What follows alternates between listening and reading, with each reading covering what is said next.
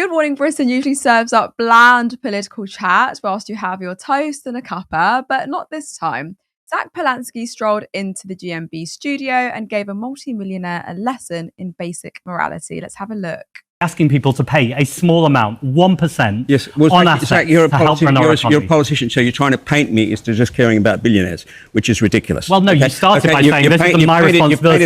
You've come on here as a very wealthy individual and dared to say on TV, I don't want to pay a bit more tax. When this country is crumbling, we have 4 million children living in child poverty, and you're saying, I don't even want to pay a little bit more. That's morally reprehensible. What I am saying is a 1% tax on £10 million or more, capital gains tax in line with income tax. We could look at inheritance tax.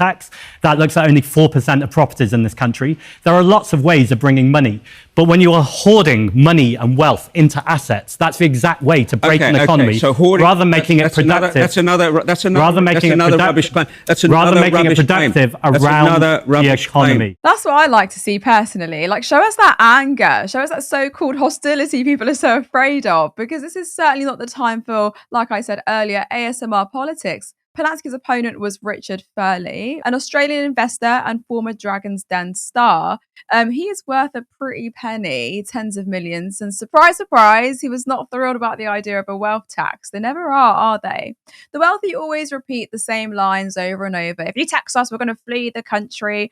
Okay, try pick up your house and take it with you. Or I'm a millionaire and I pay loads of tax already. Well, what more do you want? I don't know. Maybe we should just get out the world's smallest violin for them because it seems that they're doing something so heroic for us. Polanski versus the millionaire wasn't just a one-off TV skirmish. It felt like a glimpse of how the left could punch through by being witty, by being sharp, and unapologetically on the side of the many, not the millionaires. It was definitely entertaining. Who doesn't enjoy seeing a smug, fat cat taken down a peg before they've even had their second coffee? But it really cut to the heart of the matter. We live in a society completely fractured by class inequality. Curtis, what do you make of Zack's approach? I just want to get your take on it. What were your reactions to all of that? Is that the kind of voice that the Greens need? Is that what they've been needing for a while? But reactions first. What do you think? That was precisely what was needed. I thought it was a fantastic showing of Zack Polanski. Probably one of his best yet, actually, because it seems like he was very aggressive here in a good way.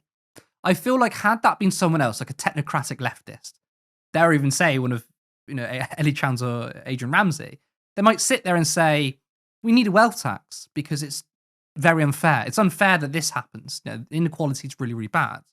And I think just simply saying it's unfair doesn't really wash. People don't really warm to that.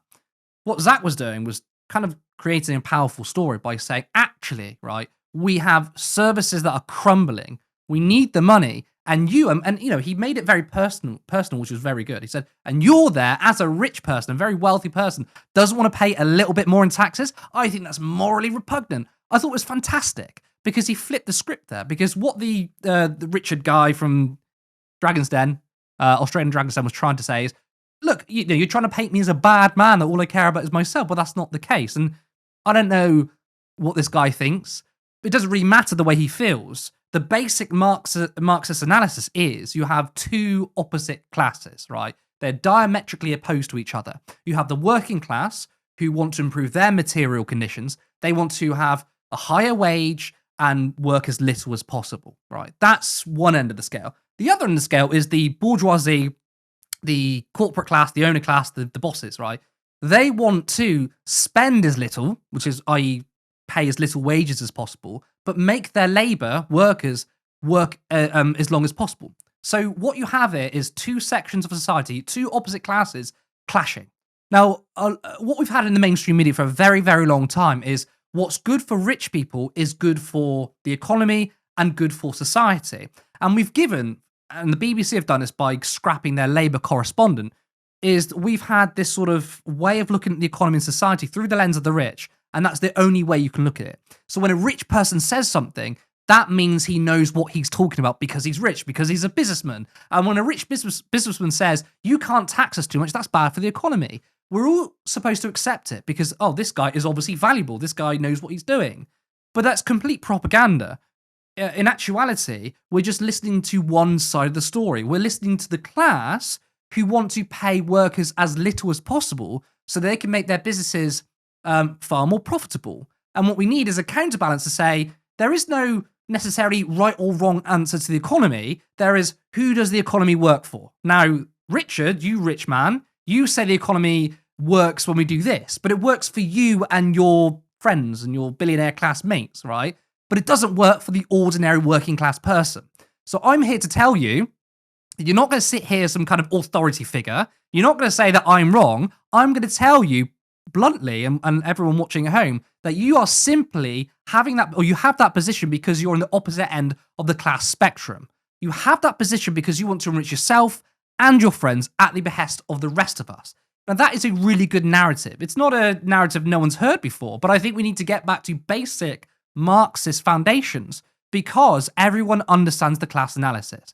But through neoliberalism and this idea that actually we can only listen to the rich because they're the smart ones is patently wrong. Of course, for a long time, especially on right-wing media and GB News, they've pushed this idea, if you tax the rich, they're all going to leave. Funny enough, though, actually, it's recently come out that this group that pushed this idea are just sort of a think tank propaganda group, and they don't even use real figures, right? So we don't trust them. Not that I trust them anyway. But that doesn't even matter because we're not even talking about income. We're talking about wealth. So if a handful of multimillionaires want to leave the country, so fucking what? Let them leave. That doesn't make a difference. In fact, if these people leave, that's less strain on the public services. There might be less tax receipts, but there's also less people in the public services, right? It's economies of scale. They grow and shrink, depending on how many people are here, right? What matters, though, is the assets and the wealth hoarding. And that's exactly what Zack said, by the way, because he's talking about inequality in the correct way. I'm not opposed to increasing income taxes, by the way, but Zack is speaking about the heart of the issue, which is hoarding of assets. And that's what he mentioned in that clip there. The problem is we have the very wealthy in society who hoard all the assets and they use that assets to generate passive income. So these people are getting richer off of assets that they cannot take with them. They cannot take property with them and land with them. So we can tax them until they pipsqueak and they can do nothing about it. You tied in quite nicely with my next question, because how do we actually respond to people like that? They always do these empty threats but like, I'm going to leave. Capital flight, like, you need me. They posit themselves as these people that we actually cannot live without. Like, you need me, and if I leave, your country's fucked and you're going to be fucked as a result. So like, how do we properly respond to people like that? Because I have these conversations all the time with people who aren't even millionaires that say, but the wealthy are really, really contributing to our society. They're contributing to our economy. And if it wasn't for them, we wouldn't have these jobs. So how do we actually get people to be convinced that capital flight is just a myth, that we shouldn't be concerned? I mean, it's frustrating, isn't it? When you see people who are earning 30, 40 grand who got their lovely Audi TT on finance, and they're saying, "Oh, you want to raise taxes on the billionaires?" Like, yeah, that doesn't include you, mate. If you're earning less than 80 grand, you're already in the bottom 95%, right? Don't worry, your taxes aren't going up. You don't need to simp for your billionaire friends who don't know who you are and they want you dead, right? They don't care about you. So to tackle it is basically what Zack is doing, and what Gary Stevenson is doing is building a story. So the first thing to say is, when people try and say what's good for the rich is good for society, i.e., they're the job creators, they're the wealth creators, the first thing you need to say is it's lies and bullshit. And of course, you might get people who would turn their heads at you and say, well, I don't believe you, but you need to keep on pushing because it is a lie. You need to tell people, why does the mainstream media push this idea that we need to give tax cuts to the wealthy and treat them well because they'll create jobs and blah, blah, blah, blah. Why are we told that? It's because the media is owned by corporations and millionaires, the same people that don't want to be taxed more. So explain to people, first of all, what we're being told is that what is the interest of the billionaire class is not good for us. It is good for us, but in fact, it's not good for us, and the media is owned by the billionaires. Now, in terms of the rich being wealth creators, you can say that's actually not true, because it isn't. Ordinary people, everyday people are wealth creators. Consumers, workers are wealth creators. Now, how does that work? Well, obviously, if people have less expendable income, they won't spend as much money into the economy. And when that happens, the economy struggles and businesses lose profit because they're not selling anything. And this is the great contradiction of capitalism. Capitalism has many, many contradictions, by the way. But a great contradiction is that capitalism wants to seek as much profit as possible, but it gets to a point where they've taken all the profit and no worker can buy the things that they're selling.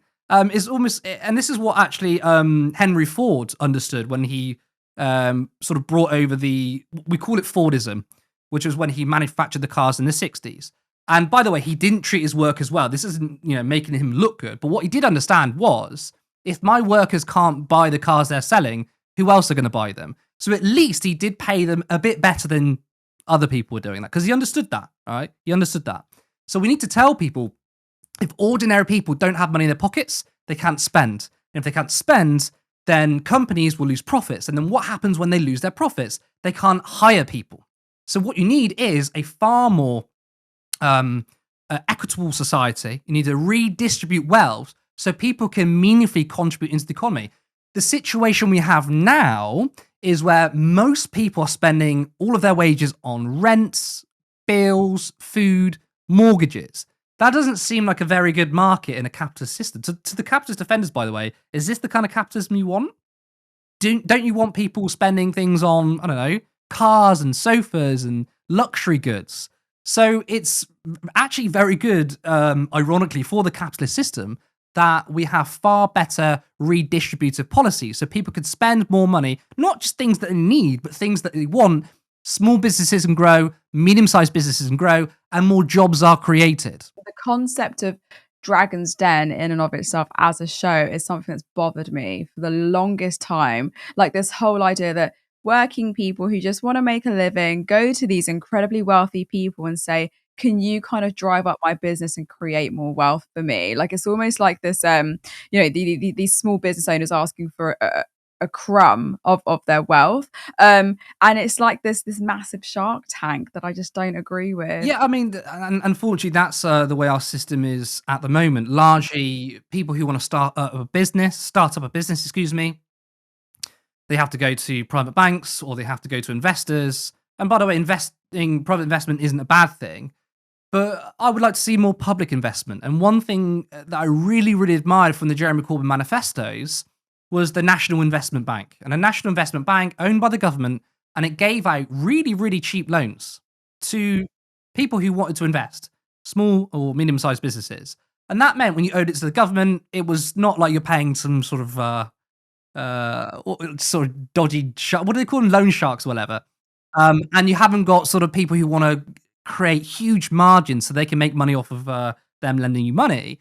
If it was off the government, it's a little bit easier. I would like to see almost 0% interest loans from a national investment bank. But that was a really good policy, which is so ironic because you get a lot of people who say that Jeremy Corbyn is this radical communist, he doesn't understand business. And yet here with John McDonnell created a very pro-business manifesto. So much so that they went to the City of London, and you would have thought the City of London would have been quite hostile, and corners of the City of London were very hostile to Jeremy Corbyn and John McDonnell, but some were listening. Even in 2019, the Financial Times, many economists wrote a letter saying, we think that actually the Labour Party deserves a government under Jeremy Corbyn and John McDonnell, because what they did say was, we're going to raise your taxes, by the way, on the very richest. However, you're going to get investment and you're going to get, what's the word I think of? Sustainability. You're going to get, for example, your taxes are going to go to public services, and we're going to spend more on public services. We're going to make the public realm far better. And by the way, you can use it too. I mean, if you're a wealthy person who lives in London, you're still going to use public transport. So people wanted that. And I think some people in the City of London understood that. So a national investment bank would be fantastic, where we didn't just rely on private investment. Again, I'm not saying it's all bad, but some public investment would have been very good too, because the state is actually very good at boosting the private sector. Neoliberals seem to think that actually you need the private sector to take over everything. They think the state is bad.